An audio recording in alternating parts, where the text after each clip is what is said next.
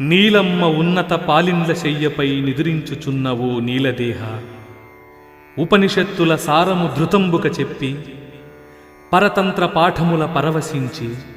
మాలలు ధరించి మాధవు కర్పించి మగనిగ పడిసిన మంగళాంగి గోదమ్మ తల్లికి అభివందనం, కరుణాలవల్లికి శుభవందనం.